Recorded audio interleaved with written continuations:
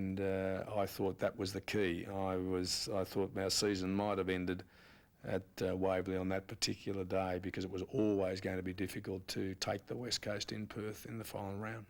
Pretty good duel, that one so far. Honours at the moment to Langdon. Dorotich from the true centre half back position goes out wide. Mainwaring underneath it. Oh, great mark. Taken by is it Welsh? Dean. Running onto it, Bradley. Well, there was a little Gaelic football past that one. When he come to the advantage at the side, he'll have a shot for goal himself. Snapshot isn't bad. Craig Bradley has got just touched on the line. So still Carlton can't break the ice. A good individual effort, Tim. Yes, it was a good individual effort and a great effort by Jakovich to touch that one, but I wouldn't mind seeing that one in slow-mo replay just to see whether or not that ball was actually over the line. I'm with you, Tim. I'm sure that was over the line. So am I. Oh, yes. Gee. No question. Well, Fraser Brown had a problem there. No one to kick to down the ground. 3 Eagles back in the square. Evans towards the wing. Athorn runs to the 50. Probing kick, and a good one too. It's bending back. That's a goal. They needed that one. That's an understatement. There first from Mark Athorn. Waterman's just come on for the Eagles. Not quite sure who went off. Try to pick him up shortly. This is Fraser Brown. Yes, McKenna's off the ground. Kernahan, terrific mark. Terrific mark.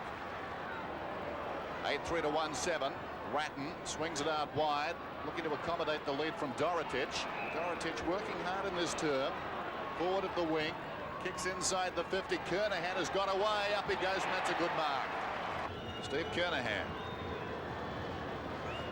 Only Dunstall and Lowe have taken more marks this season than this man. He kicks from 40. It's a captain's goal. De Ulio, can he control it? Well, he's in trouble. Dragged down by Kemp. Pike battles with Bradley. Bradley almost pushed in the back. Ratton gave it away very quickly. Athorn goes off the ground. Well done by Gleeson. Back to the run of Athorn.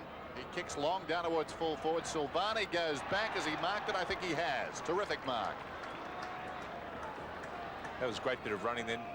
The Carlton players teaming up, and Athorn continuing on. He's a very hard worker, Athorn. He's had an interesting duel so far with Lamb. Both of them normally play on opposition best midfielders, and with the matchups today, they've ended up playing on each other. He runs around from the sharp angle, pulls it back. It's a goal. Here's Pike inside the centre square. Pike sends it towards half forward, and Heady. Oh, great mark by Dean. It was almost on the chest of Heady. On the outer side of the ground, centre wing, the applause for Brett Heady as he goes to the bunker. He ran off, so it didn't appear to be any injury problem. It's good news for the Eagles. Bradley can't take possession. O'Sullivan started quietly, starting to come into it now as he did late in the second quarter. That's a good mark to Dorotich. Kick number 7 for John Dorotich. Had a pretty consistent year, arguably his most consistent since he's been at Carlton. Goal umpire hasn't moved. He's kicked it straight over his head for a goal. He's at left centre wing. 6 minutes and a bit left in the third term. Madden's kick dropping short. Kernahan in front, has it punched away. De Ulio gives the hand pass. Bradley on the end of it. Centering kick from the former South Australian. Looks for Dorotich, who's also been lively. Good hand pass. O'Sullivan. Alvin should be able to score from there. And Alvin from point blank range puts it through.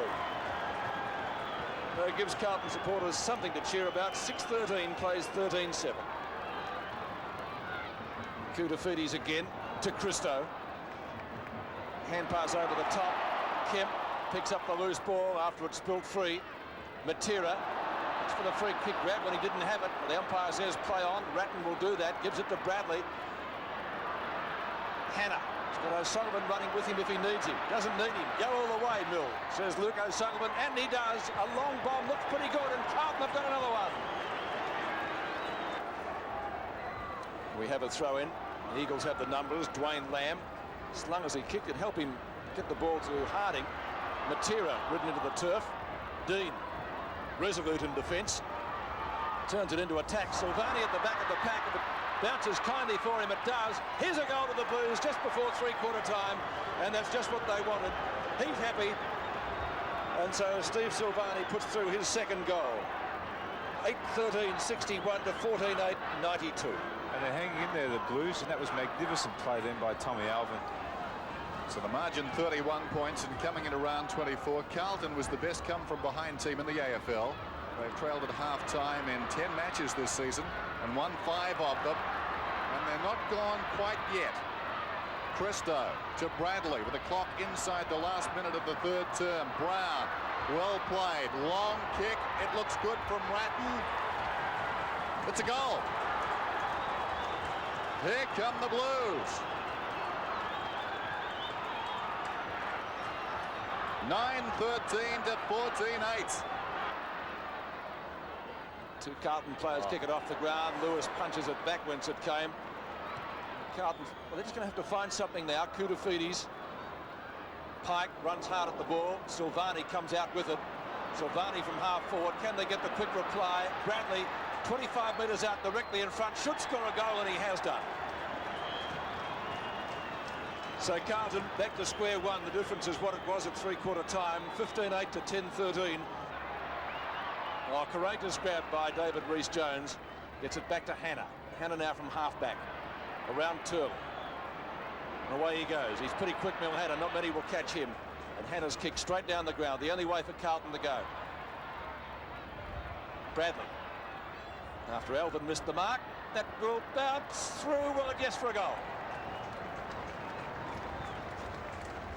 Well, only 8 minutes left. It's his second, and Carlton's 11th. 11-14 to 17-9. The pencils start to come out, and the thinking caps go on as Waters goes in short, intended for Waterman. Ratton gives it across to support. This is Brown towards half forward. Kernahan again on his chest. So Carlton will miss out on percentage. Kernahan, long. It's a goal. Great kick.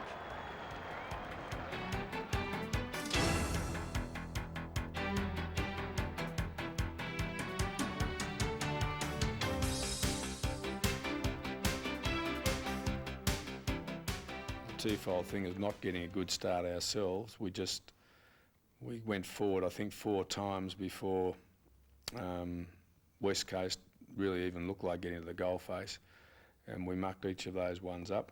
We either didn't put it through the goal or we gave it back or whatever. And then to have them, as they so often do, and we talk about our third quarter here as being decisive, well, their first quarter has often been their key to their winning performances. And we can say we won the next 3. I think we probably did. We won the next 3 quarters. But you're never going to beat West Coast with a 7-goal deficit at quarter time. It made it very tough. When we fought tenaciously to get back in the game, we played good footy for a portion of the third quarter when we got a bit of run, and we flicked it round a bit and started to do what we were capable of. For the rest of the game, I think we just struggled. And it was just sad that we had to go to Perth knowing that game had to be won.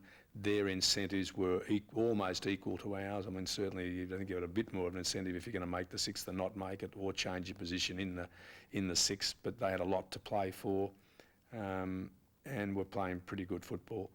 They certainly covered us, and the loss of Williams before the game, and Bradley had just a reasonable day on that particular day. Kernahan was fairly well held, so you're dependent very much, and it puts a lot on them. I have high expectations of our best players, and I think that's probably unfair, but we do. Our better players didn't play as well as we would have hoped, and I think that the chance of winning was dependent upon that.